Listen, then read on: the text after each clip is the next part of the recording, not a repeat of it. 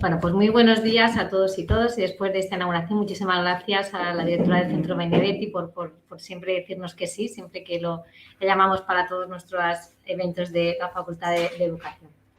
Bueno, este año yo creo que es un lujo poder contar con la profesora Pilar Núñez Delgado de la Universidad de Granada para inaugurar este seminario. Es la primera vez que participa, porque yo creo que si se trata de hablar de propuestas exocanónicas y del canon, yo creo que la profesora Pilar Núñez Delgado es la que más sabe del canon de España, por lo menos de España y fuera. La doctora Núñez Delgado es profesora titular de la Universidad de Granada, del Departamento de Didáctica de la Lengua y Literatura. Es miembro y coordinadora de varios proyectos de investigación sobre distintos aspectos de la enseñanza de lengua y de literatura. Es autora de un gran número de trabajos, de artículos, de libros. Destaca en el ámbito académico y internacional por sus decisivas aportaciones en el espacio de la oralidad y su didáctica. Asimismo, ha desarrollado una gran labor de investigación en torno a la lectura literaria, su enseñanza, que la ha convertido en un significado referente, considero, en el campo de la comprensión lectora. Tiene trabajos esenciales como el de didáctica de la comunicación oral, de 2003, el taller de comprensión lectora de 2006 o la propuesta didáctica para la formación de maestros en el desarrollo de las habilidades lingüísticas en la etapa infantil, que son referentes para nuestro alumnado del grado de infantil. Otro manual de la que participa y que también es un manual que nuestro alumnado conoce porque es una bibliografía obligatoria es el que coordinó la profesora Núñez con José Rienda en 2014, Aproximación a la didáctica de la lengua y literatura, que como nuestros alumnos conocerán es un referente, ¿no?, como manual. Asimismo, en los últimos años, la doctora Núñez Delgado es IP de un interesantísimo proyecto, que es un poco el motivo porque nosotros queremos que nos comparta, titulado Canon de lecturas, prácticas de educación literaria y valores de la ciudadanía europea, claves axiológicas y propuestas para la igualdad de género y la multiculturalidad. Este proyecto ha dado lugar a algunos monográficos que son referentes para todos aquellos que nos queremos acercar al canon, como el trabajo de canon y educación literaria junto a la profesora María Bermúdez, que también participará en este seminario, o más recientemente canon de lecturas, prácticas de educación literaria y valores de la ciudadanía europea del 2023, y el último, Peter Land, educación literaria, canon escolar e itinerarios lectores. Bueno, los que nos dedicamos al campo de la didáctica, creo que es importante que los datos de las investigaciones que hacemos en la educación lleguen a las aulas, ¿no? Y de alguna manera sean útiles y que ayuden a la escuela y a las aulas, ¿no? Y yo creo que los trabajos de Pilar Núñez cumplen notablemente esa finalidad. Son unas investigaciones que llegan a las aulas y yo creo que mejoran notablemente la enseñanza, por lo menos de la lengua y literatura. Un placer, Pilar Núñez, tenerte en este seminario. Espero que es la primera vez, pero que no sea la última. Cuando quieras. Bueno, buenos días. Saludo cordialmente a todas las personas que están conectadas a esta sesión, agradeciendo que la virtualidad nos permita estar en contacto pese a la distancia. Y después del saludo, tengo que agradecer con absoluta sinceridad a la Universidad de Alicante, al Centro Mario Benedetti y a las personas que han gestionado todo este evento, a Ramón Llorens, a José Rovira, a Mónica Ruiz y a Beatriz Aracil, el mero hecho de que lo organicen y que hayan tenido a bien contar conmigo, que intentaré hacer una aportación que pueda ser útil para seguir avanzando en este camino en el que, por cierto, los profesores e investigadores de la Universidad de Alicante son un referente en el ámbito nacional, y esto no lo digo por convenciones de la cortesía, y lo mismo ocurre con el seminario, que ellos modestamente dicen que se está consolidando, pero que yo, que lo veo desde fuera, sé que está más que consolidado, sé que goza de mucho prestigio, y eso también es un factor que ha hecho que me honre especialmente la invitación a participar en él. Así que muchísimas gracias, y si no me decís nada que haya que hacer como parte del protocolo, si os parece, empiezo mi intervención. Muy bien, cuando quieras, Pilar. Pues voy a compartir la presentación que he preparado, ¿vale?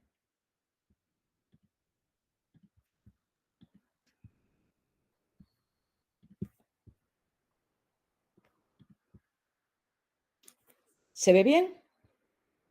Sí, perfecto. Estupendo. Bueno, vamos a ver. Yo llevo una trayectoria larga reflexionando sobre el tema concreto que hoy se ha elegido como parte de la conferencia inaugural. ¿Por qué llevo esa trayectoria larga? Yo antes de ser profesora universitaria fui profesora de secundaria y cuando empecé mi trabajo hace ya muchos años, el primer problema con el que me encontré fue un problema de la realidad, que es ¿qué sentido tiene que yo intente enseñar historia de la literatura, análisis de textos a mi alumnado cuando a la mayor parte del grupo no le gusta leer y no le interesa esta asignatura ni estas clases? No quieren saber nada de historia de la literatura, lo ven como una pesadez, no quieren aprender métrica, no quieren hacer comentarios de texto.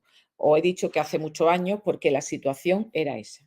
Y era esa desde hacía mucho tiempo y en gran medida sigue perviviendo, ¿no? Entonces, hemos llegado al primer cuarto del siglo XXI, prácticamente.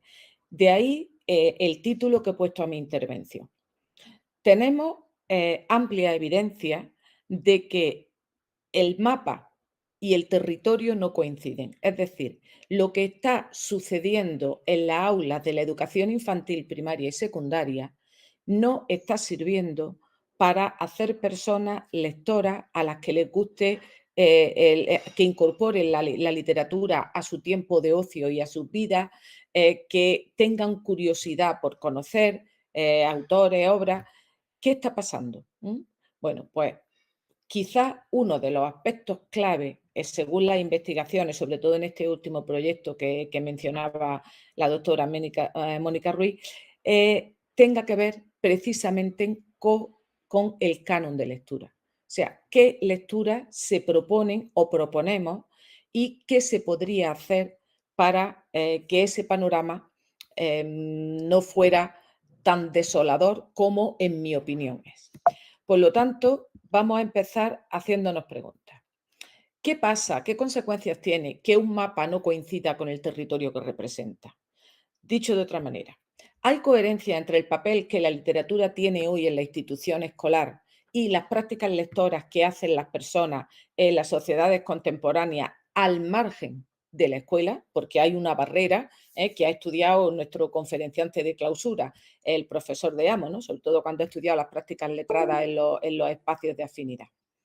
¿Cuál es hoy el papel de la literatura en la escuela? ¿Sigue siendo válido el papel de la literatura que ha sido el habitual hasta ahora? Que veremos cuál es. Bueno, y cuando decimos que el canon es una de las claves de la literatura en la escuela, ¿qué estamos diciendo? ¿Qué entendemos por canon en ese contexto? ¿Cuál es el papel de ese canon? ¿Y qué efectos produce el presentar un canon que, lo veremos también, es limitado? Que no se abre, por ejemplo, ya anticipo la conclusión, a un corpus de textos tan rico, tan fascinante, tan amplio, tan diverso como la literatura hispanoamericana, el de los países de la América de habla hispana. Como decía antes Mónica, ¿por qué no incluye solo, por qué se incluye solo la literatura española y no toda la literatura en español? Y la pregunta de cierre será si el concepto de canon admite el plural para llegar a asentar la necesidad de un canon que incluya con mucha más presencia y con absoluta carta de naturaleza la literatura hispanoamericana. Bien, siempre conviene recordar, y yo voy recolectando textos que así me lo recuerdan, aunque yo estoy bastante convencida, siempre conviene recordar, insisto, que las humanidades son fundamentales en la sociedad contemporánea. Esa desvalorización de la que están siendo víctimas por una sociedad guiada por el consumo, por la rapidez, por la inmediatez, por la información, tiene que ser contrarrestada de alguna forma. Y he seleccionado algunas citas, porque mejor de lo que lo pueda decir yo, ya lo han dicho otros, que creo que además de ser unas palabras hermosas, nos reafirman en esta tarea que no es fácil, la de hacer lectores, la de hacer personas cultas que disfruten con la literatura, bueno, pero lo dicen además de con unas palabras hermosas, con toda la razón de su autoridad y su experiencia. La primera cita es de Antoine Compagnon, que creo que no necesita presentación. Dice: leemos porque aunque leer no sea indispensable para vivir, la vida es más agradable, más clara, más rica para aquellos que leen que para aquellos que no lo hacen. Y aquí hay un reto para trabajar con ese texto, si queréis, en clase. ¿Por qué? ¿Qué puede aportar la literatura que nos permite afirmar eso? ¿Estamos de acuerdo o no estamos de acuerdo? Otra cita es de un libro a cuatro manos que escribieron Antonio Muñoz Molina y Luis García Montero, de la que quiero resaltar sobre todo la última parte. Dice, Muñoz Molina sostiene que la literatura es imprescindible, necesaria, porque es un espejo para mirar a nosotros mismos, pero también una ventana para asomarnos al exterior. Y me gusta sobre todo el final de la cita. En todo caso, es un lujo de primera necesidad. O sea, puede que la literatura sea un lujo en este mundo en el que no son esos los valores que predominan. Pero para quienes tenemos la suerte de habernos dado cuenta de que la literatura es un lujo de primera necesidad, también eso lleva aparejado un compromiso ético, que es el de intentar hacer lectores o por actividad profesional, como en el caso de, de muchas de las personas que estamos aquí, formar docentes que sean capaces de hacer esta tarea tan compleja pero tan apasionante. Bueno, esta cita de García Montero, que es del mismo libro del que he sacado la de Muñoz Molina, la formula en forma de pregunta. ¿Es útil conocerse, entenderse con uno mismo, tener más datos sobre las reglas del juego de nuestra propia existencia? ¿Es útil estar informados de nuestra historia, de nuestro corazón, de nuestras posibles razones? Pues si eso es útil, y no es un concepto pragmático de lo útil, la literatura no admite más discusión. La literatura o el arte son fundamentales en la vida de los seres humanos, al igual que el conjunto de las humanidades. Bueno, y de Todorov, y en la última cita, he seleccionado estas palabras, que dice: la literatura más densa y más elocuente que la vida cotidiana me permite descubrir mundos que se sitúan en continuidad con ella y entenderlos mejor. Amplía nuestro universo, nos invita a imaginar otras maneras de concebirlo y de organizarlo. No solo no es un simple divertimento, una distracción reservada a las personas cultas, sino que permite que todos respondamos mejor a nuestra vocación de seres humanos. Nos avisa Todorov de que no puede ser que la literatura se convierta en un producto de élite para unos cuantos iniciados o para personas que han desarrollado la sensibilidad para disfrutar los textos literarios. Sobre todo porque esa sensibilidad no es genética, no nacemos con ella. La mayor parte de nosotros y nosotras hemos tenido la suerte de que alguna o algunas personas de las que se han atravesado en nuestro camino, muchas veces un maestro o una maestra, se haya tomado la molestia de insistir una y otra vez, de invitarnos a nuevos textos, a nuevos autores, a nuevas obras, para conseguir hacernos lectores. Nada más que por devolver ese bien que se nos hizo, eso tendría que convertirse en un objetivo de toda labor docente. Bueno, ¿cuáles son entonces los principios de partida de la presencia de la literatura en la escuela? Primero, no podemos perder de vista que ser lector o lectora es un privilegio, porque la sociedad y las instituciones valoran como una persona especialmente valiosa, culta, con criterio, preparada, una persona leída, se dice, es una persona muy leída. Mientras esto sea así, no sabremos cuánto durará, leer tiene que ser una actividad fundamental en nuestra aula. Ofrecerle además, como decía antes, a nuestro alumnado, tenga la edad que tenga, el privilegio de la lectura y de la literatura es una obligación, un compromiso ético, que no solo corresponde a la escuela, me adelanto, es un compromiso de toda la sociedad, también de otras instancias culturales, de diputaciones, de ayuntamientos, de bibliotecas, pero desde luego sobremanera de la escuela. Muchas veces se argumenta que hoy en día las opciones para el tiempo de ocio son tantas que la literatura o la lectura tienen la batalla perdida de antemano. No estoy de acuerdo. Yo creo que todos encontramos tiempo para lo que nos gusta hacer. Y puede gustarnos la tecnología, pueden gustarnos incluso las videoconsolas y sacamos tiempo para hacer deporte, para hacer senderismo y para leer. Por lo tanto, la clave está en que de verdad la literatura, la lectura, se incorpore a la vida de las personas, porque una vez que consigamos eso, seguramente no se vaya. Podemos pasar temporadas en las que leamos menos por la vorágine de la vida diaria, pero ya seremos lectores para siempre. Lo de que no es tarea solo de la escuela, sino de toda la familia y de la sociedad, es evidente. De hecho, está más que demostrada la influencia de la familia. Es decir, los niños y niñas que crecen en familias donde hay libros, donde se les lee y donde se les cuenta, son con más frecuencia lectores que aquellos y aquellas que llegan a la escuela sin haber tenido ese contacto con los libros. Pero eso no nos debe desanimar, al contrario, eso tiene que ser un acicate. Nuestro objetivo prioritario van a ser aquellos alumnos y alumnas que no han tenido la suerte de contar con una familia que se preocupe por hacerle los lectores. Bueno, y ahora un punto clave. ¿Cuál es la clave de bóveda, valga la redundancia, de la presencia de la literatura en la escuela?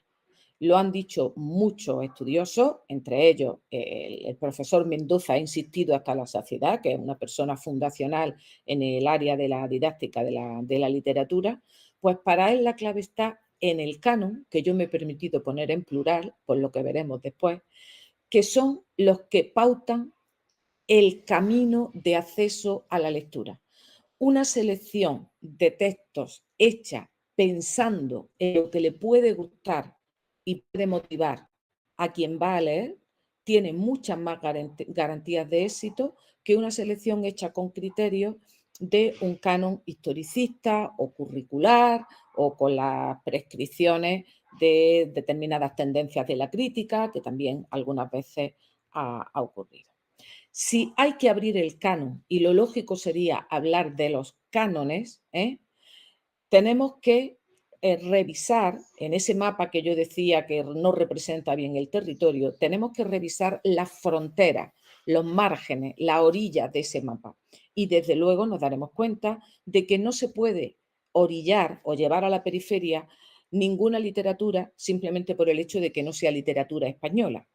Pero desde luego, si hay una que es que tiene que estar ahí, es la literatura hispanoamericana. ¿Por qué? ¿Qué aportan los textos de la riquísima y variadísima literatura hispanoamericana?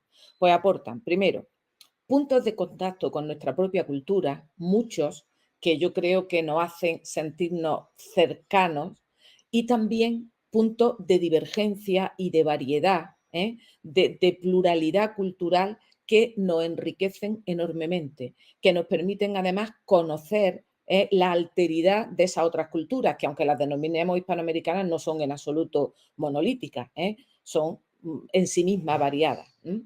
Nos transmiten también otras cosmovisiones que siempre, como supongo que tocará en su intervención la profesora María Bermúdez, que lo ha trabajado dentro de este proyecto y más de que tenemos o que hemos terminado hace poco, otras cosmovisiones que a nosotros nos resultan interesantes, culturalizantes, que nos permiten la comprensión, el acercamiento, la perplejidad,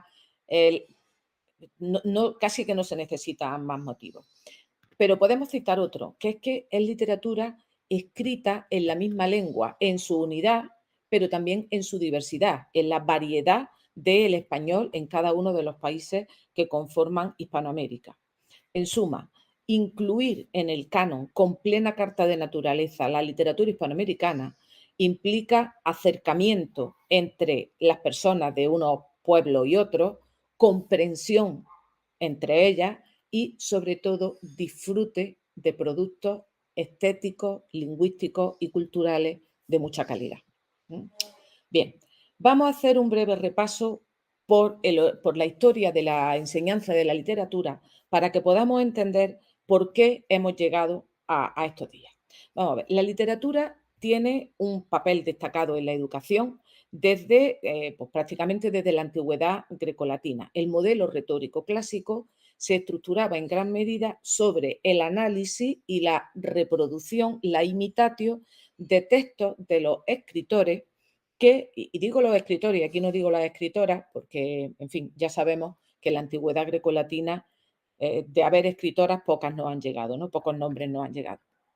Bueno, pues sobre los escritores que se consideraba que eran modelos en su manejo del lenguaje y en su civitas, en su representación de los valores ciudadanos que la polis o la urbe iban a necesitar para los ciudadanos. Solamente se educaban los ciudadanos con posibilidades económicas, eso ya lo saben. Bueno, esa corriente del modelo retórico evolucionó a lo largo de la Edad Media, más que evolucionó, dicen muchos, que se descompuso a lo largo de la Edad Media, del Renacimiento, hasta desembocar ya cercana al siglo XX en dos grandes modelos.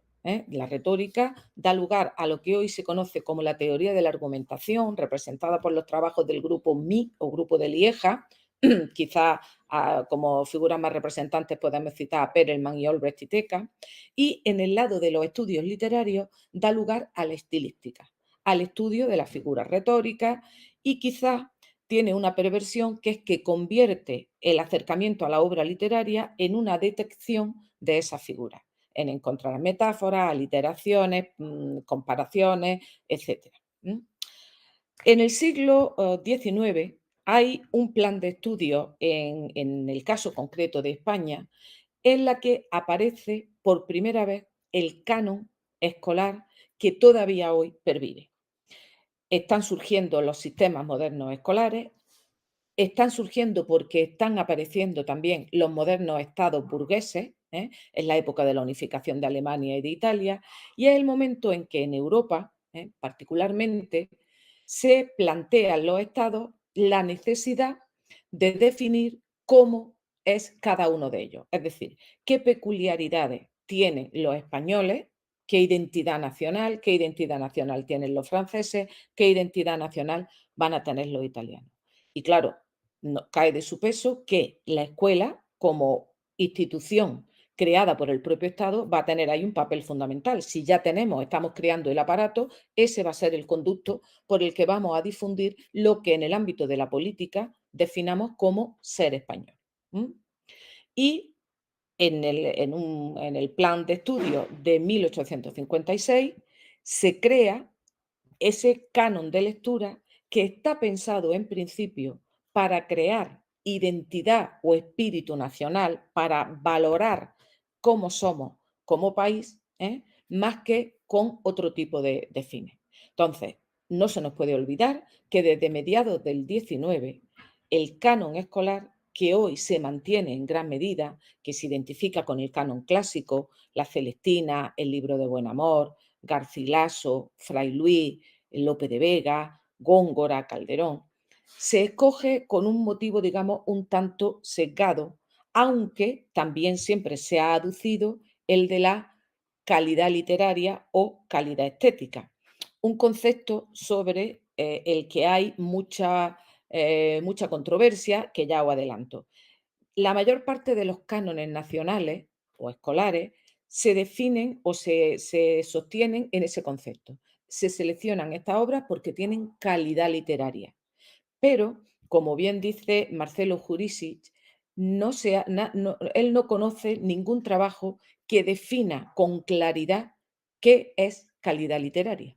De hecho, bueno, pues es como el intento de definir el lenguaje literario que se hizo en el estructuralismo. Hay aproximaciones, pero no está definido. Esa fue una de las críticas mayores que se hizo al canon que presentó Harold Bloom, uno de los críticos que más peso ha tenido en el ámbito de los estudios sobre el canon. Si tuviéramos que comparar lo que se ha venido haciendo hasta ahora y que todavía pervive según los resultados que hemos encontrado en nuestra investigación, sobre todo en secundaria y bachillerato, con el nuevo concepto que se ha dado en llamar educación literaria, quizá para marcar una diferencia, ahí tendríamos los puntos principales de descoincidencia. Mientras que la enseñanza de la literatura prioriza la adquisición de conocimientos sobre literatura, la educación literaria pretende sobre todo el desarrollo de un hábito lector y de las habilidades necesarias para que ese hábito surja. En la enseñanza de la literatura importa mucho la información sobre autores, obras, movimientos, mientras que en la educación literaria interviene más la consideración del lector, se prioriza al lector sobre el texto. En la enseñanza de la literatura se suele estudiar la literatura con una visión historicista lineal que pocas veces se altera. En la educación literaria se propone una visión sincrónica que, sin eludir lo histórico, arranque con textos cercanos a los intereses de los lectores, de los lectores implícitos. La visión de los textos literarios en la enseñanza de la literatura es una visión más restringida. Se circunscribe a los textos escritos, cultos y seleccionados por el canon. En la educación literaria amplía ese horizonte, mete textos de la tradición oral, de lo que se llama o podemos llamar globalmente literatura de consumo, el cómic, los bestsellers juveniles y, por supuesto, y con gran importancia, la literatura infantil y juvenil, cuya necesidad en el ámbito escolar para hacer lectores ya no admite discusión. De hecho, en nuestra investigación, en infantil y en primaria, sí que tiene absoluta presencia.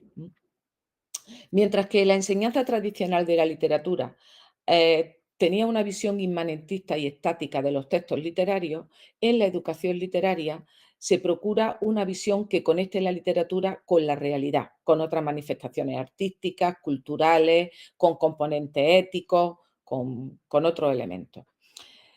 En la enseñanza de la literatura, nuestro papel como alumnos, y digo nuestro porque yo he sido alumna en ese modelo, consiste en ser receptora, es decir, en leer, aprender a estudiar y aprender a analizar y hacer esos análisis. En el caso de la educación literaria, se sostiene que proponer al alumnado que escriba, es decir, que se acerque a la literatura también como productor y trabaje su creatividad, disfrute de ese momento de creación, tiene un efecto beneficioso en la apreciación de lo literario. En la enseñanza de la literatura, el profesor selecciona los textos dentro de cierto margen, pero de un canon que muchas veces venía predeterminado expresamente en los documentos normativos. Venía la lista de lecturas para elegir. Eso se sigue manteniendo, por ejemplo, para la prueba de acceso a la universidad. La educación literaria, como he dicho antes, los gustos, la experiencia, la trayectoria lectora del alumnado son fundamentales. Y el profesor o profesora lo que hace es leer esos textos para poder asesorar y para poder hablar de lo leído, socializar la lectura, que es otro punto clave que se ha revelado como importantísimo para conseguir que la literatura funcione en el aula con el alumnado.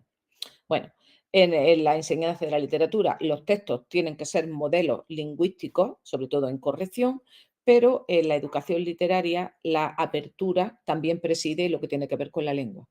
Todo, como decía Coserio, en la literatura no es un uso desviado de la lengua, sino la plena potencialidad de las posibilidades expresivas de una lengua.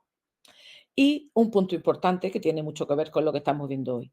Mientras que la enseñanza de la literatura se limitaba a obras y autores nacionales, en la educación literaria se deben incluir otras lenguas y otras culturas. Por ejemplo, yo cursé toda la, bueno, iba a decir toda la escolaridad no universitaria, pero incluso también la universitaria, sin leer, por ejemplo, a Shakespeare o a Molière o a Goethe o a Hölderlin. Eso formaba parte, digamos, de mis lecturas privadas. Y también podría incluir ahí a los autores de literatura hispanoamericana, porque incluso en la facultad, en el plan de estudio en el que yo estudié, cuando llegábamos a la literatura hispanoamericana, ya no quedaba tiempo.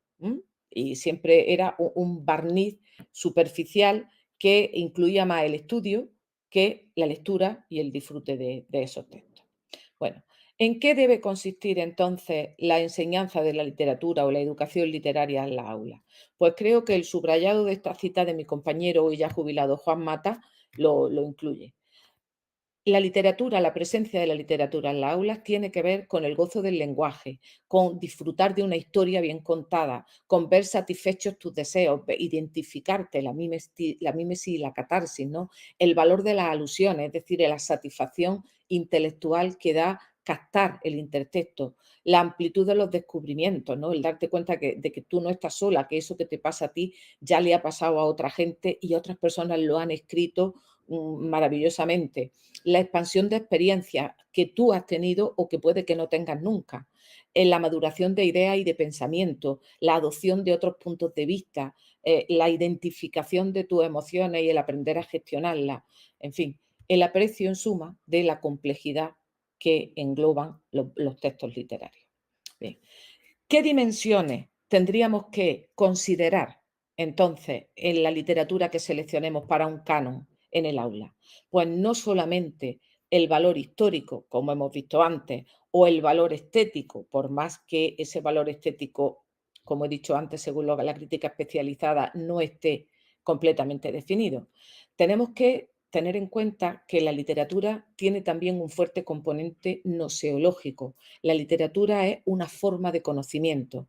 Existe una lógica de la literatura que requiere familiarizarse con el funcionamiento de los discursos literarios. Es verdad que nuestros primeros acercamientos cuando somos niños y adolescentes a la literatura no llevan la pretensión de aprender, sino la de evadirnos, disfrutar, compartir. Pero a poco que uno tenga trayectoria como lector o lectora, llega un momento en que se da cuenta de que leyendo ha aprendido mucho. Y no solo ha aprendido vocabulario u ortografía, que es lo que se suele asociar al valor de leer para el aprendizaje. La literatura es también un producto sociocultural. Hay muchas literaturas y todas tienen algo que aportar. La inutilidad de cerrar el canon. Quizás podríamos relacionar ese valor estético con este sociocultural de los productos literarios y artísticos en general. Tiene también un valor academicista. Saber de literatura, ser una persona leída, te da un valor académico, ¿no? Has aprendido una cosa específica que es leer y hablar de literatura con un cierto manejo de un vocabulario necesario, técnico para hacerlo. Y además, la literatura tiene un valor axiológico y ontológico fundamental. La literatura es ética, son valores. Aprendemos valores y contravalores leyendo. Bueno, estas aproximaciones distintas, la necesidad de estas aproximaciones distintas ya tienen antecedentes. Una persona pionera, también de la Comunidad Valenciana, como el profesor Juan Cervera, publicó un trabajo en 1993 en la editorial Mensajero, en el que hablaba de que en el aula habría que hacer al menos estas aproximaciones a la literatura. La lingüística, la imaginaria, la lúdica, la expresiva, la cultural y la axiológica. O sea que no es una novedad, hay mucho trabajo teórico previo, pero no acaba de llegar al aula. Y ahí hay también una clave que mencionaba la profesora Mónica Ruiz Bañuls en su presentación. Creo que los departamentos de didáctica de la lengua y la literatura, centros como el Centro Mario Benedetti, hacen mucha investigación y muy valiosa, pero nuestra tarea está en lo que ahora se llama transferencia. Eso tiene que llegar a la aula y tiene que llegar en forma de los textos que se leen y de la formación de los docentes y las docentes como mediadoras entre los niños y niñas o los adolescentes y esos textos. Bueno, ¿qué aporta entonces la lectura literaria? Pues es una lectura autónoma de la ciencia y la filosofía que no debe ser subordinada.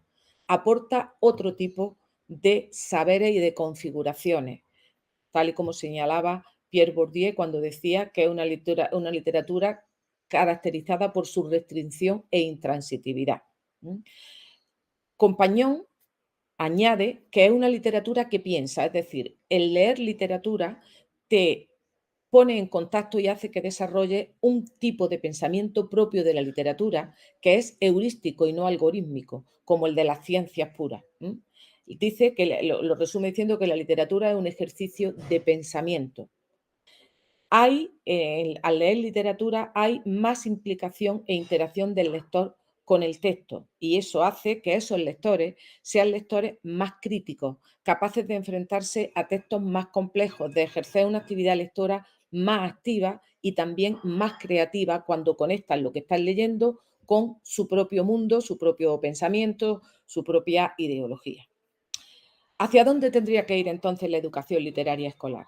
Pues creo que el objetivo compartido en la escuela y en la sociedad es conseguir una actividad lectora continuada a través de textos que interesen y motiven, con una precisión, que la frase está entrecomillada porque no es mía, evidentemente, es de Daniel Pennac, en su libro Como una novela, que es una lectura muy recomendable para futuros docentes.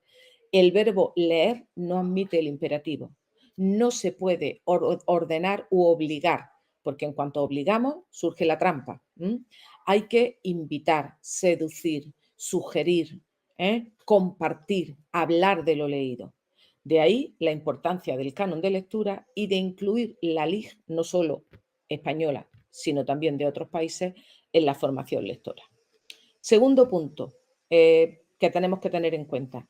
Ser lector o lectora es un camino. O sea, y en ese camino los clásicos tienen que estar presentes, pero no como punto de partida, porque ya hemos visto durante muchos años que eso tiene poco éxito. Sí hay personas que nos hemos hecho lectores leyendo a los clásicos, pero sabemos que no es el camino más exitoso. ¿Qué necesitamos para hacernos lectores?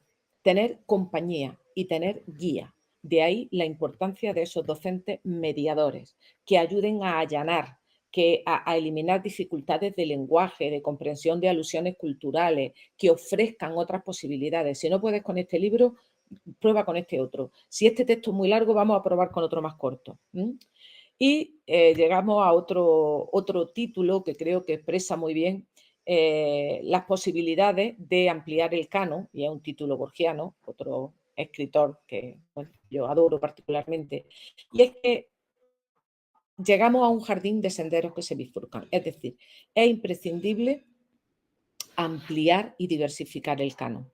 Y eso nos lo permite una nueva figura o un nuevo constructo que aparece últimamente en el currículum, pero al que no se le está prestando mucha atención, por lo menos en Andalucía. Yo cito siempre desde el contexto que más conozco, que es el de Andalucía, que son los itinerarios lectores.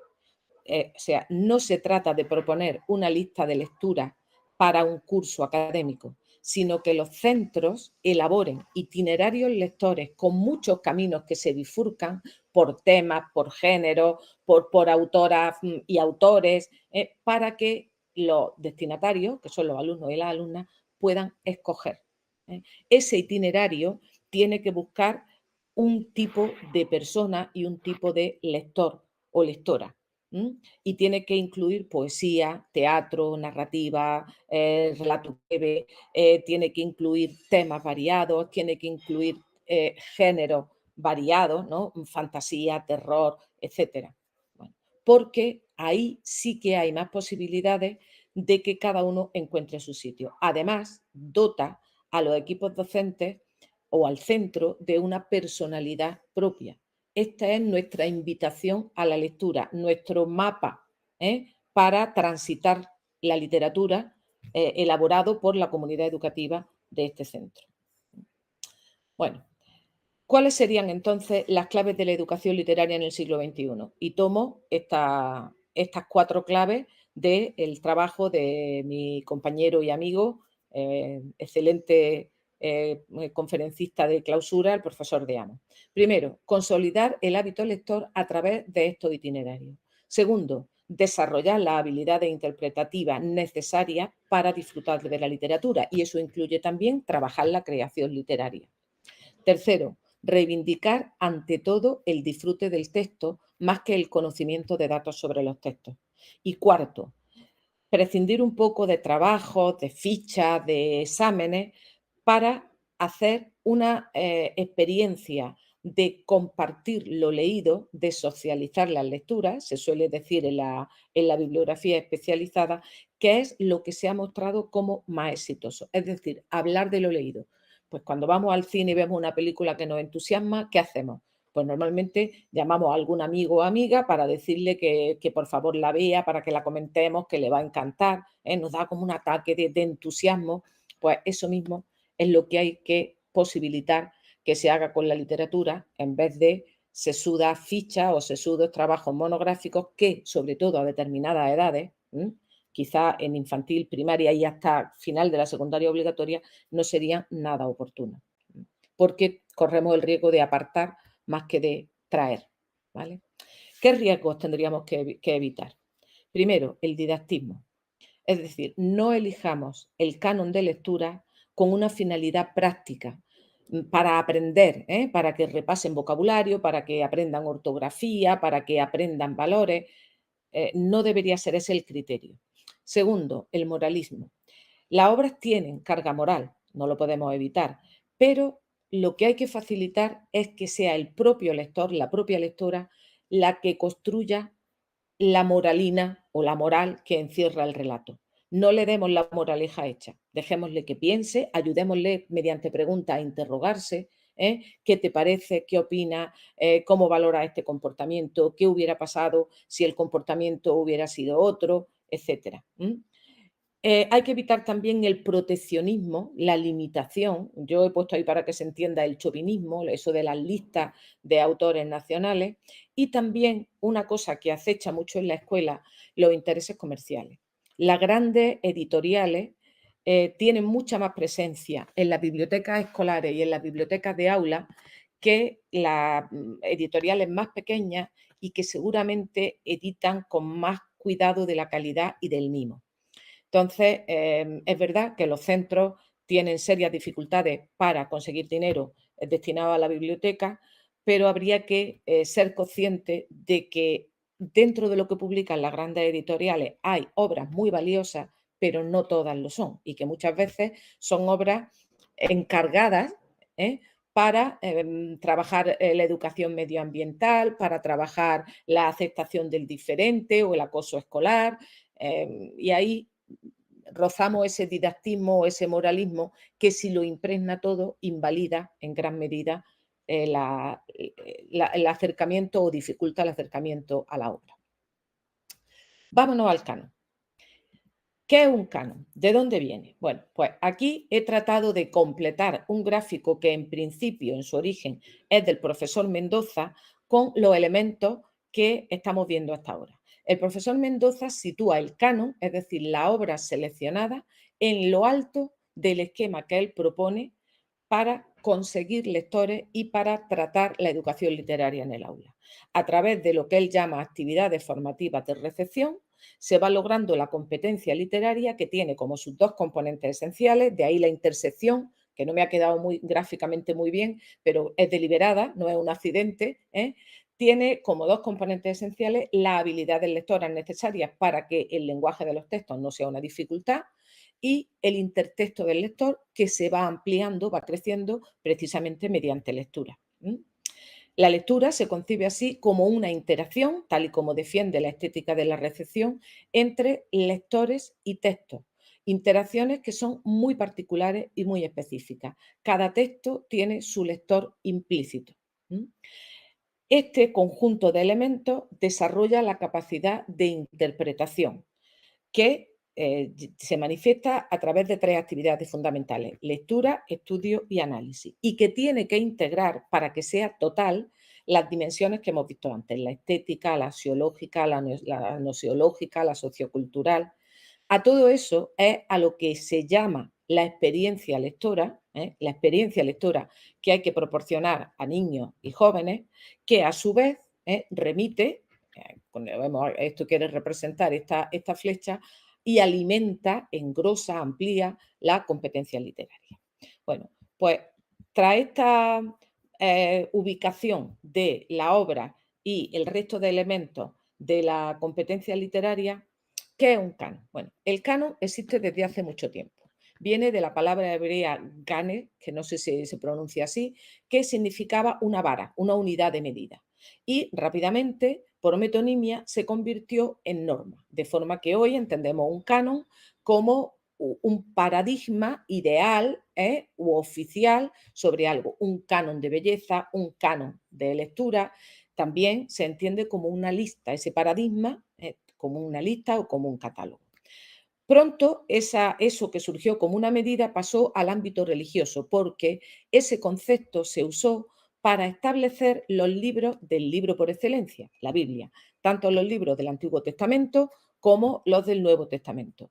Es una evolución que desarrolló Norton Fry y que es muy interesante si tenéis curiosidad. En el siglo XVIII, con David Rutken, se incorpora a la filología el sentido de canon o la palabra canon, pero entendido como autoridad y como regla que hay que seguir.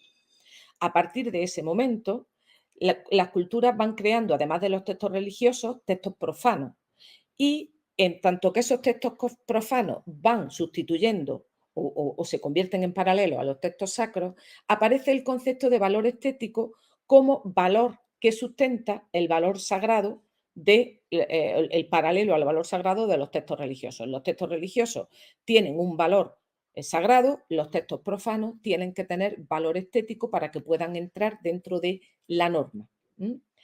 El romanticismo, cuando hace su crítica que pretende deconstruir, en cierto modo, el racionalismo propio de la Ilustración, insiste y consagra ese valor de la belleza, de lo bello, sin más finalidad que la belleza en sí misma, y lo identifica con la verdad. A partir de ese momento, lo verdadero y lo bello se identifican y, por lo tanto, al canon se le añade ese componente ético que hoy tiene la educación literaria que he mencionado antes. Dice Jurisic, a partir de ese momento, de finales del XIX, la configuración de un canon se basa en simular un proceso de objetivación de estas obras tienen que estar ahí porque es objetivamente indiscutible, donde en realidad solo hay elecciones más o menos subjetivas, dice él, basadas en criterios difícilmente objetivos, poco objetivos. He escogido o he reflejado su cita literal. La selección de textos que conforman un canon es una operación ideológica que implica la postulación de una cosmovisión histórica y relativa como si fuera verdadera y universal. Ese es el funcionamiento del canon. Y lleva aparejado también que es el propio canon, en esa delimitación de lo que es verdadero y universal, el que establece cuáles son sus contornos, sus fronteras, sus márgenes, que queda fuera de sus límites. La subcultura, la subliteratura, el bestseller, la literatura de consumo. Dibuja ese mapa al que yo hacía alusión con el título.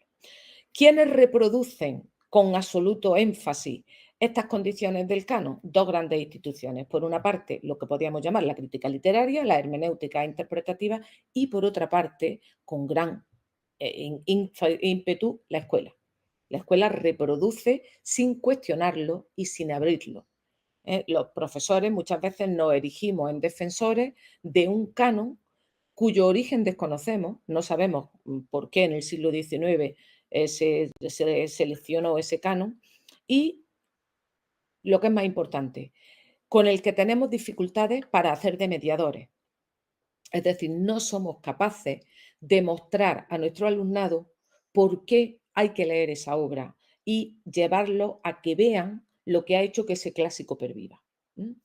De manera que hoy en día podríamos decir que el canon tiene tres dimensiones. Es un catálogo, una lista de autores y obras, es un modelo de lenguaje, de contenido que hay que seguir y es un conjunto de preceptos. El anticanon, que está surgiendo, como señalan algunos autores, sería, correspondería con el concepto de utopía de Ricoeur, es decir, se opone a la cosmovisión dominante. Por ejemplo, en lo que está haciendo la crítica feminista, construir un canon que se oponga a lo dominante.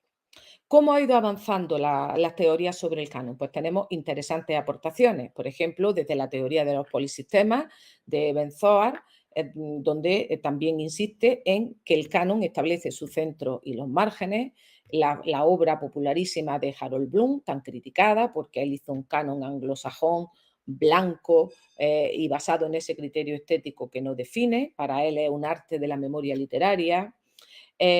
Fowler, por su parte, tiene un trabajo muy interesante en el que distingue entre canon oficial, personal, potencial, accesible, selectivo y crítico. Wendell Harris propone que tendría que haber, además de un canon como corpus cerrado y del canon pedagógico y el diacrónico, un canon del día, es decir, un canon que se modifica rápidamente, porque que hoy no exista ese canon no tiene sentido en la época de la aceleración digital. Y son muy interesantes los trabajos de Baldo Pérez-Cino, cubano, que habla de 4 tipos de canon. El canon como canon con mayúscula, el canon como suma de cánones selectivos, lo que sería equivalente a un canon escolar, el canon como una herramienta institucional del control interpretativo, esa labor de la hermenéutica, y el canon como canon crítico, el que mencionábamos también asociado al concepto de utopía de Riquet. Y en España, ¿qué cosas tenemos sobre el canon? ¿Acaso es que estos estudios no han llegado a España y por eso todavía falta mucha amplitud o mucha crítica al canon escolar? Pues no, no es así. Tenemos importantísimos trabajos. Por ejemplo, los trabajos de Pedro Cerrillo, cuando sostiene que los clásicos tienen que estar en el canon escolar, etcétera. Y sobre Pedro Cerrillo, me van a permitir que haga aquí una apostilla, porque él publicó un trabajo en la página leer.es del Ministerio de Educación sobre el canon, un trabajo sencillo, destinado principalmente a docentes y quizás también a familias, y incluyó en ese trabajo un anexo en el que proponía un canon de lectura para educación infantil, primaria, secundaria y bachillerato. Entonces, yo me he entretenido en ver qué canon proponía Pedro Cerrillo en ese trabajo y si incluía obras de literatura hispanoamericana. Y, curiosamente, él ya vio que había que incluir esa obra. Pedro Cerrillo es otra de las personas importantísimas en el área. Y fijaos, he hecho incluso una pequeña estadística. Propone 25 títulos para educación infantil y de esos 25, 4, es decir, el 16%, son de autores hispanoamericanos. Para educación primaria propone un listado de 50 libros, de los cuales también 4, un 8%, son de autores hispanoamericanos. Para secundaria obligatoria propone 25 libros con 2 autores hispanoamericanos. Y para bachillerato, ahí disminuye la proporción, propone otros 25 e incluye una obra que creo recordar que el coronel no tiene quien le escriba, de García Márquez. Es decir, que en un canon total de 75 obras, de 100 obras, aproximadamente el 15% son obras de literatura hispanoamericana, lo cual indica que quizá Pedro Cerrillo ya estaba convencido de esa necesidad. Otro trabajo importantísimo en el ámbito español es el del catedrático de la Universidad de Murcia, Pozuelo y Bancos, que hizo afirmaciones muy interesantes desde el punto de vista de la didáctica. Primero, que todo canon es una pedagogía. Con un canon siempre se quiere enseñar algo o educar personas de determinada manera.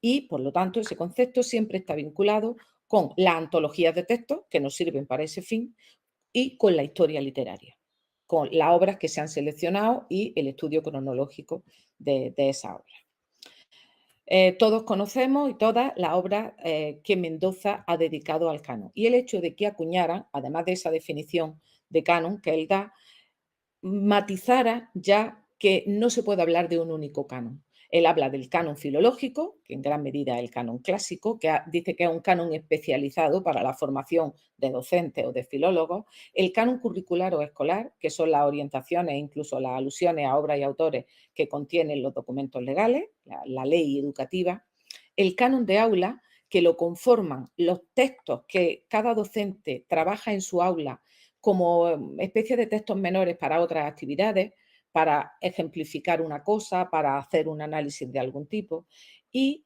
el canon formativo, que sería una suma del canon escolar o curricular, el canon de aula y en el que necesariamente tiene que estar incorporada la LIG, porque el primer requisito de un canon para el aula, para la escuela, es que motive al receptor.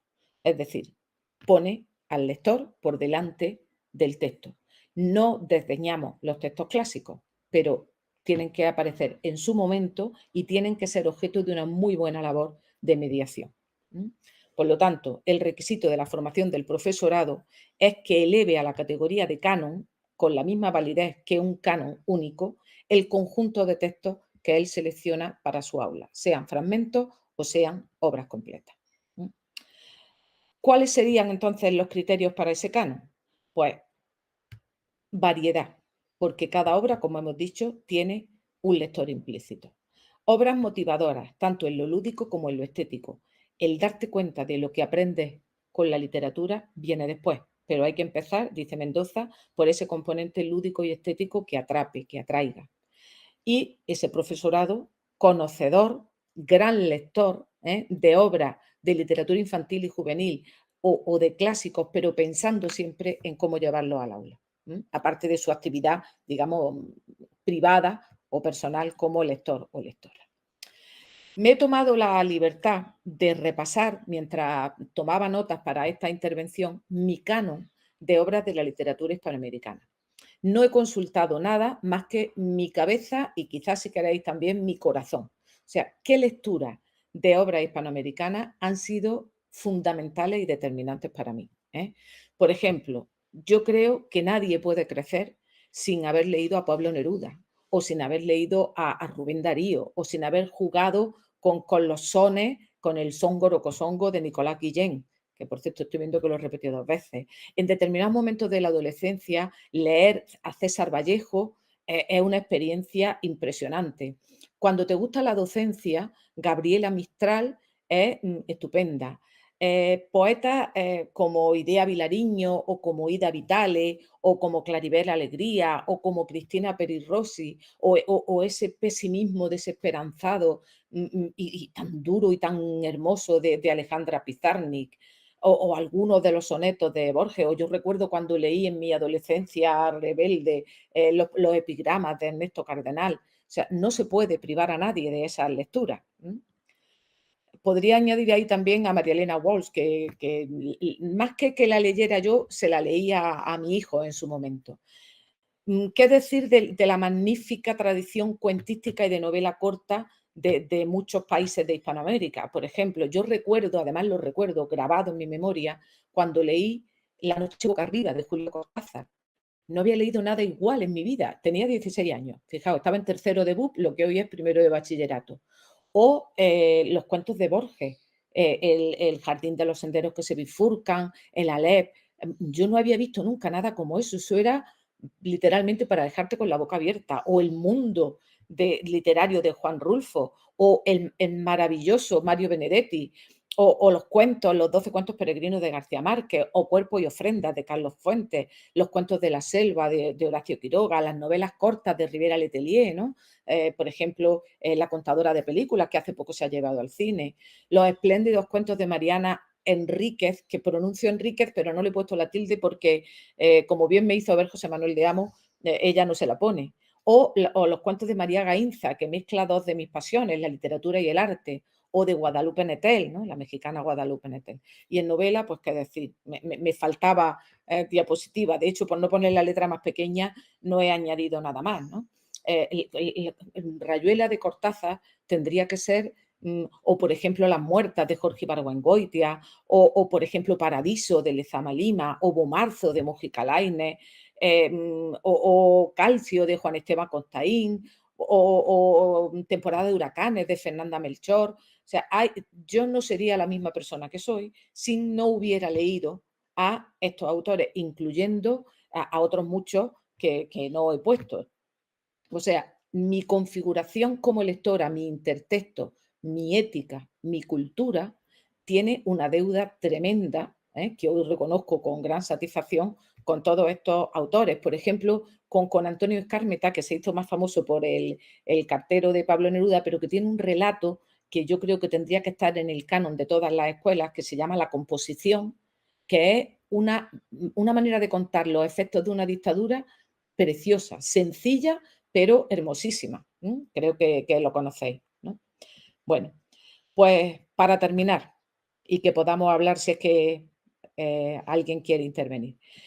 Aunque he, digamos, puesto en cuestión, como hace mucha gente, el canon de Harold Bloom, no se puede negar que Harold Bloom fue un crítico literario estupendo.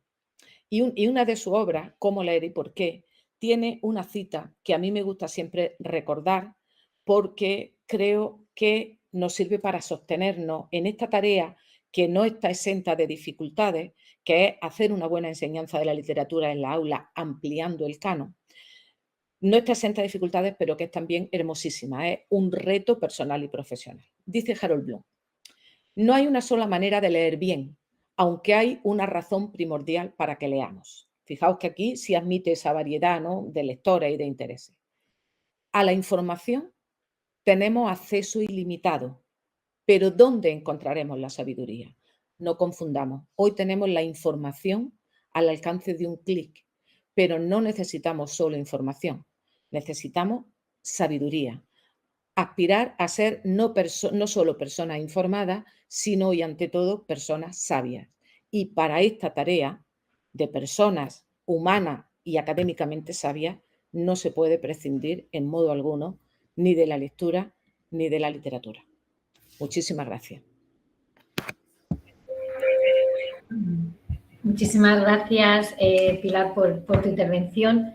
También por compartir tu canon personal. A mí la verdad que me ha hecho emocionar mi recordar también el mío. Yo creo que esta propuesta ha sido un marco excelente, ¿no?, para inaugurar el seminario y para encajar todas las propuestas exocanónicas que van a ir apareciendo en las siguientes mesas de comunicaciones, ¿no?, y que ahora veremos.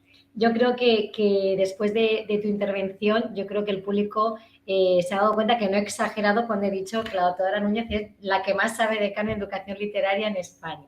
Bueno, pues ya el chat de YouTube está abierto para preguntas. Entonces voy a ir, hay muchas felicitaciones, ¿no? María Santamarina, pues te felicita, José Manuel de Amo, que también lo hemos visto que está conectado, brillante, enriquecedora. Voy a empezar a hacer alguna pregunta mientras que se van animando. Te paso una pregunta. Tú misma has comentado que el verbo leer no admite el imperativo. Entonces, en tu opinión, ¿qué se puede hacer para tender puentes, nos preguntan, entre la lectura y las nuevas generaciones? Dentro de ese marco que hemos dicho, leer no admite el imperativo. Sí. El leer no admite el imperativo es una forma un poco atenuada de decir o de poner en cuestionamiento lo que toda la vida hemos llamado la lectura obligatoria. O sea, últimamente esas lecturas obligatorias se combinan con una lista que el alumnado puede elegir, pero siguen existiendo las lecturas obligatorias, eso no lo podemos negar. Daniel Pennac, que es el autor de la frase, ha sido profesor de instituto en Francia durante mucho tiempo y ha sido profesor de instituto sobre todo en zonas de la banlieue, donde su trabajo era muy difícil. Y descubrió la manera de cautivar a su alumnado, un alumnado absolutamente disruptivo, que no le interesaba nada, ni siquiera la escuela, descubrió la manera de cautivarlo a través de historias. O sea, él, digamos, modernizaba las grandes historias de la literatura universal y les contaba, por ejemplo, el doctor Zivago, le contaba Guerra y Paz, pero sin decirle que era una novela que estaba escrita en tal época. Y creo que ahí hay una clave. Cuando tú presentas algo como obligatorio y además no te has planteado si ese texto le resulta lejano al alumnado, cómo puede acercárselo, tiene muchas más posibilidades de fracaso que de éxito. Entonces, cosas que no hacemos y que podríamos hacer. Parece que para nosotros la lectura es una actividad privada que no tiene nada que ver con nuestro trabajo de profesores y no hablamos en clase de lo que leemos y de lo que nos gusta leer. No hacemos comentarios del tipo, fíjate, vengo cansada porque anoche estuve leyendo un libro tan interesante que no podía parar y estuve hasta las 3 leyendo. Yo creo que eso da más ganas de leer que tenéis que leer este libro porque esto es fundamental, no se puede salir del sistema educativo sin haber leído esto.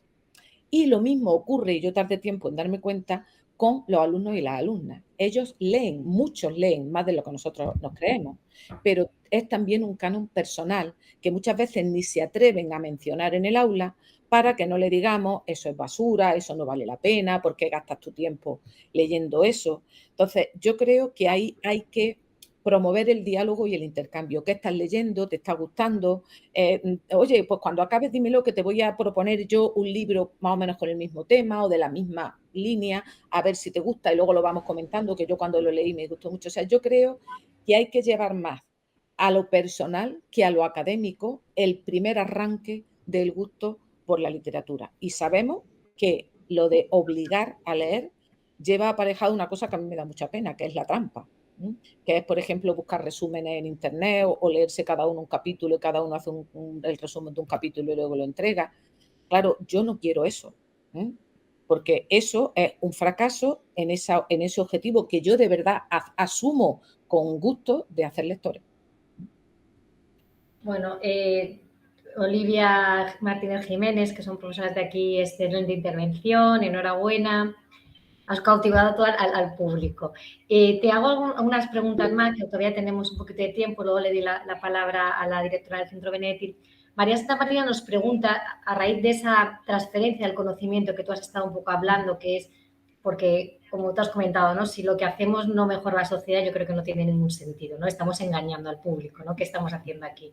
No, si esto no mejora para que la sociedad sea mejor, yo creo que no tiene sentido lo que hacemos cuando investigamos. Entonces preguntan, ¿cuál crees que es la mejor forma para que se pueda producir esa transferencia de conocimiento y que así pueda aplicarse a la práctica en las aulas, que yo creo que es lo que realmente nos importa? Sí. Es verdad que la investigación educativa no tiene sentido en sí misma, ¿eh? O sea, si el único sentido es engrosar el currículum de quienes la hacemos, pues tiene un valor, no se lo podemos negar, ¿no? Pero nuestro objetivo siempre es que eso llegue al aula. No llega. ¿Por qué? Pues en gran medida porque lo que pasa en la aula sigue presidido por el libro de texto. No nos engañemos, eso es también un resultado de nuestra investigación. Y el profesorado no está acostumbrado a hacer dos cosas. Uno, a poner en cuestión la validez de esos textos para su alumnado concreto. ¿Sí? Y dos, a leer literatura infantil y juvenil pensando en que tiene que conocer esos textos para presentárselo a su alumnado. Entonces, ¿dónde está la clave? Que era la pregunta de María Santamarina. En que nosotros, los que nos dedicamos a formar futuros docentes, insistamos una y otra vez en eso, dediquemos tiempo a leer en clase. Sé que en la Universidad de Almería tienen una excelente experiencia, que ha sido luego una tesis doctoral, de crear clubes de lectura en los grupos de las titulaciones de magisterio. Tienen uno o han tenido uno sobre álbum ilustrado, para enseñar a esos docentes, no desde la teoría, sino desde la práctica real, cómo puedes llevar este álbum ilustrado a tu aula de tal nivel. Claro, se necesita también, y no voy a ser políticamente correcta al decirlo, se necesita maestros que lean, que les guste leer y lo disfruten, porque yo creo que aquí el gusto por leer se comunica más desde la pasión que desde el conocimiento académico. Bueno, le damos la palabra, ahora seguimos porque ella se han animado a preguntar, le damos, creo, tenemos 5 o 10 minutitos a la profesora Beatriz Aracil, cuando quieras, Bea. Ay, muchas gracias. Muchísimas gracias, Pilar. A mí me parece sumamente sugerente todo lo que has comentado. Partías de la idea de la obligación moral que tenemos de ofrecer al alumnado esa posibilidad de descubrir la literatura, y es algo que a nosotros nos preocupa especialmente. Creo que habrás conversado ya con Mónica sobre esto. Nos preocupa especialmente en el Centro Benedetti, ¿no? Esa obligación moral que tenemos también hacia el alumnado más joven, y cómo conseguir hacer esos mediadores de los que estabas hablando. A mí hay dos cosas que me parecían esenciales de lo que habías comentado respecto a la literatura hispanoamericana y en general la literatura. Claro, la diversidad, o sea, ofrecer algo muy diverso que esté acorde con esa diversidad. No hay una literatura hispanoamericana, sino que hay muchas literaturas, y dentro de ellas tú comentabas también la posibilidad de darles como lectura muchos géneros, no pensar solamente en la novela o parcialmente en la poesía, sino tener el teatro, el ensayo como también esos modelos literarios que les pueden interesar muchísimo, ¿no? Claro, a mí lo que se me plantea como dificultad para el alumnado de educación, o sea, para los que van a ser los mediadores, claro, comentabas, hay que ser un muy buen lector. Hay que ser no solamente un buen lector, sino tener mucho tiempo, mucha dedicación, porque como estamos diciendo, y me gustaba mucho, por ejemplo, en la narrativa, la cantidad de autores y autoras que estabas citando muy actuales. Claro, hay que estar al día, hay que leer, hay mucho por leer. Incluso a veces el lector habitual se asusta ante todo lo que hay para leer. Entonces, no sé, quizá qué herramientas podemos darles a estos alumnos de educación para que tengan un punto de partida. Yo estaba pensando, por ejemplo, en los vídeos de este seminario, ¿no? Lo había comentado José al inicio, ¿no?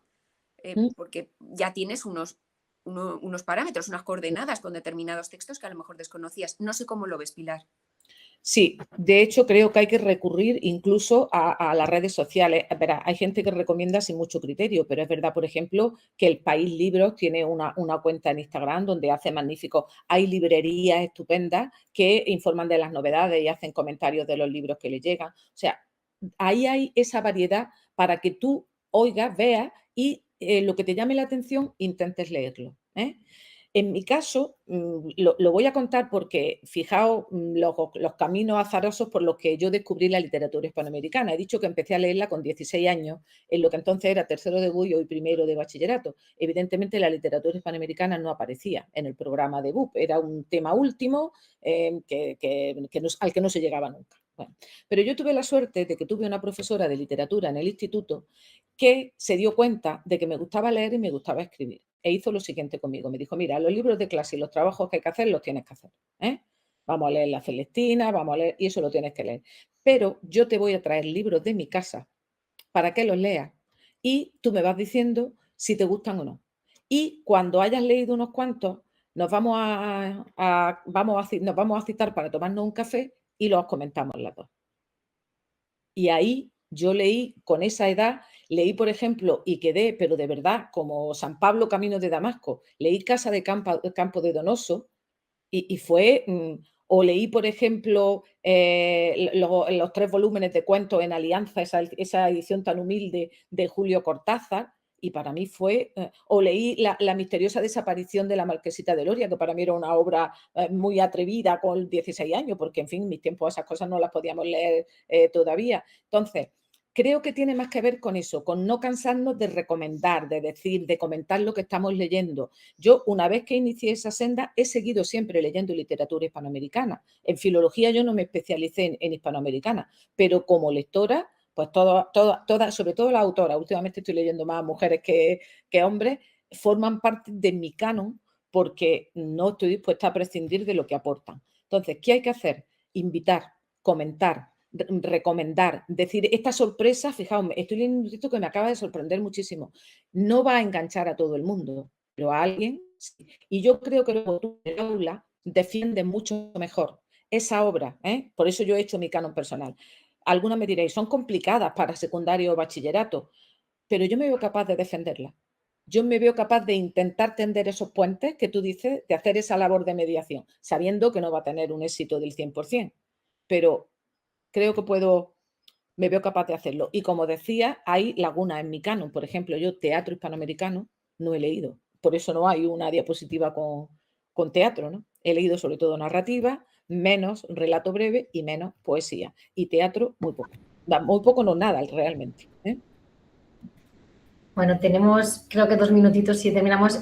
José Manuel, pues te felicite, dice que has planteado cuestiones muy valiosas sobre el canon y que abres nuevas líneas de investigación. Y yo creo que entras en una pregunta más, hay muchísimas, pero bueno, así te invitamos el año que viene, Pilar, porque has dejado ya mucho más las preguntas para completar. Cierro solamente con esta del profesor Ignacio Ballester, que también es profe de este departamento, que hace una pregunta muy interesante. Si tú consideras que podemos hablar de un canon editorial a partir de los premios, ¿no? A propósito de los premios. Sí. Que eso es, en algún artículo se ha hablado de eso, pero tú, por ejemplo, no, ni Mendoza lo mencionó ni lo has mencionado. ¿Cuál es tu opinión, no? Y ya con esto cerramos las preguntas porque tenemos otro grupo de clase a las 12 que entra, entonces damos ahora mismo paso a la segunda mesa. Cerramos con esta pregunta, si te parece, contestar. Sí.